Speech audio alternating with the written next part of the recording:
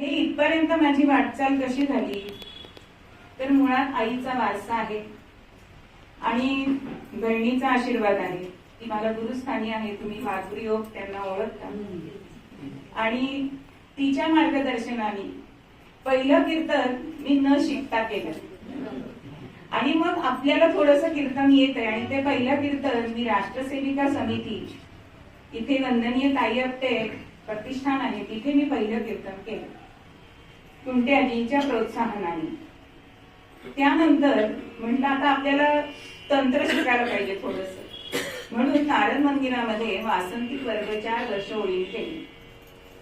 त्याच्यामध्ये आम्हाला भिडे बुवा, ताराताई देशपांडे, सुनंदाताई संत, नंतर अमृताताई मराठे असे अनेक दिग्गज असे आम्हाला शिक्षक मिळाले. त्याच्यामध्ये माझी माई म्हणजे माधुरी योग सुद्धा होत्या बरं का. आणि अशांचं मार्गदर्शन करून मी वाटचाल पुढे पुढे केली.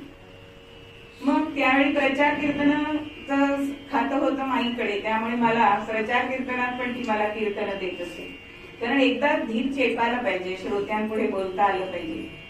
म्हणून असं करत करत 50शीचा मी पल्ला गाठला. ते म्हणजे कीर्तनप्रेमी मंडळ अरण्येश्वरला माझं 50वं कीर्तन झालं.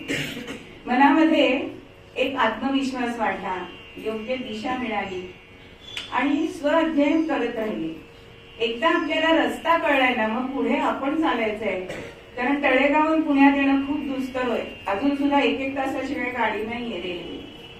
मग माझं 500वं कीर्तन गुरवपूरला झालं. विष्णू महाराज हे तिथे त्यावेळी ऐकायला होते आणि त्यांनी मला तिलकवाड्याला ते कीर्तन ऐकून मला दत्त जन्म दिला बरं का. म्हणजे अशी घोडदौड चालू असतानाच आता होता आजचं 1000वं कीर्तन.